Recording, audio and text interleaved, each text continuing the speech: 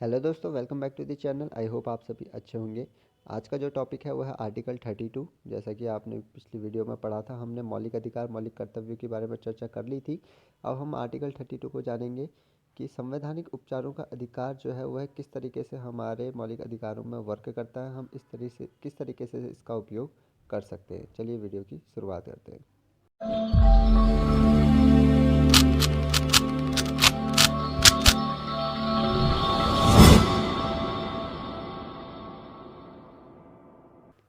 संवैधानिक उपचारों का अधिकार, इसको डॉक्टर भीमराव अंबेडकर ने संविधान की आत्मा कहा है। ठीक है।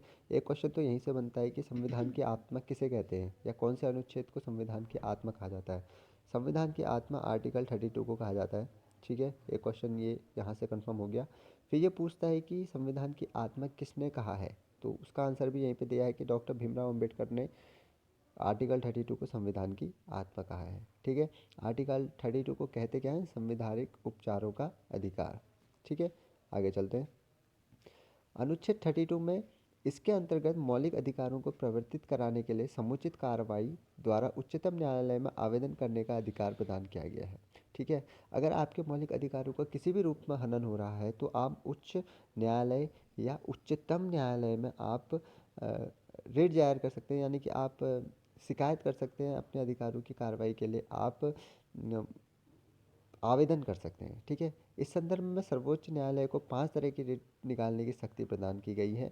ये 5 रिट बहुत ही मतलब मेन एग्जाम में पूछ ही लेता है कि ये 5 रिट कौन सी है, या इन 5 रिटों का व्याख्यान कर देगा और कहेगा ये कौन सी रिट है। ठीक है। तो इसकी पहली रिट जो है वो है बंदी प्रत्यक्षीकरण। ठीक है। हॉबियस कॉर्पस इसे बोलते हैं, बंदी प्रत्यक्षीकरण। दूसरा है परमादेश, मैंडामस। तीसरा है प्रतिषेध लेख, प्रोहिबिशन। चौथा है उत्प्रेषण एंड पांचवा है अधिकार पिक्चर लेख, को वारंटो। ठीक है। बंदी प्रत्यक्षीकरण की बात करते हैं। यह उस व्यक्ति की प्रार्थना पर जारी किया जाता है जो यह समझता है कि उसे अवैध रूप से बंदी बनाया गया है। अगर आपको पुलिस वालों ने अवैध रूप से आपको बंदी बना लिया है, या किसी और व्यक्ति ने आपको अवैध रूप से बंदी बना लिया है, तो इसके द्वारा न्यायालय क्या करेगा? बंदीकरण करने वाले अधिकारी को आदेश देगा कि बंदी बनाए गए व्यक्ति को निश्चित स्थान और निश्चित समय के अंदर उपस्थित करें, जिससे न्यायालय बंदी बनाए जाने के कारणों पर विचार कर सके। अगर आपको कोई भी अधिकारी या पुलिस अधिकारी आपको बंदी बनाता है और उसके पास कोई रीजन नहीं है, तो आप न्यायालय में अपनी सूचना, अपना शिकायत दर्ज करा सकते हैं, और न्यायालय के बाद जो रिट जारी की जाएगी उस अधिकारी के खिलाफ, या उस अधिकारी को जो आदेश दिया जाएगा कि इस स्थान पर इस निश्चित समय में आप उसके बंदी बनाए जाने का विवरण दें कि आखिर उसे क्यों बंदी बनाया जाएगा, तो वह है बंदी प्रत्यक्षीकरण। यह आपका एक अधिकार हो गया। ठीक है। दूसरा है परमादेश। ठीक है, हमने मैंडामस की जो बात की थी।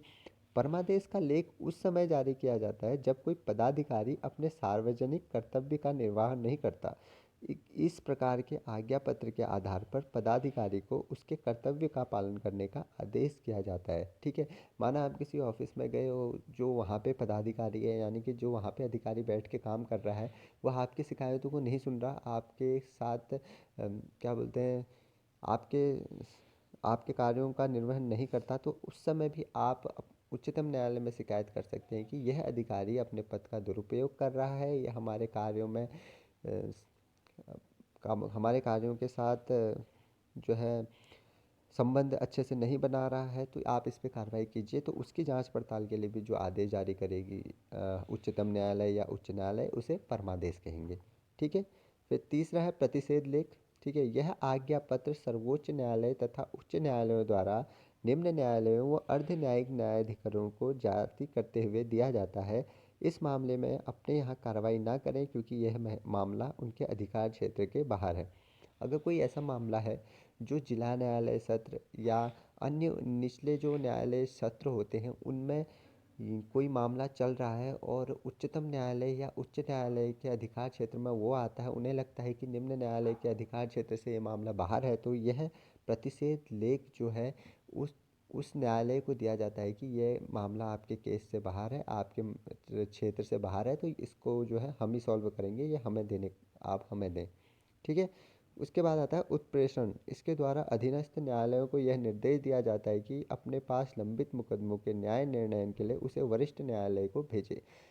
बहुत से केसेस पेंडिंग होते हैं, अगर कुछ केस इतने ज़्यादा हो जाते हैं जिन पे निलंबन होता है, यानी कि बहुत सारा टाइम लगता है उनको सॉल्व करने में, तो उच्चतम न्यायालय या उच्च न्यायालय ने अपने निचले न्यायालयों को ये आदेश देंगे कि आप कुछ कार्यों को हमें सौंप सकते हैं, हम उन कार्यों पे जो है सुनवाई करेंगे।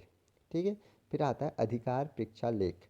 जब कोई व्यक्ति ऐसे पदाधिकारी के रूप में कार्य करने लगता है जिसके रूप में कार्य करने का उसे वैधानिक रूप से अधिकार नहीं है, तो न्यायालय अधिकार परीक्षा के आदेश के द्वारा उस व्यक्ति से पूछता है कि वह किस अधिकार से कार्य कर रहा है। जब तक इस बात का संतोषजनक उत्तर नहीं देता वह कार्य नहीं कर सकता है।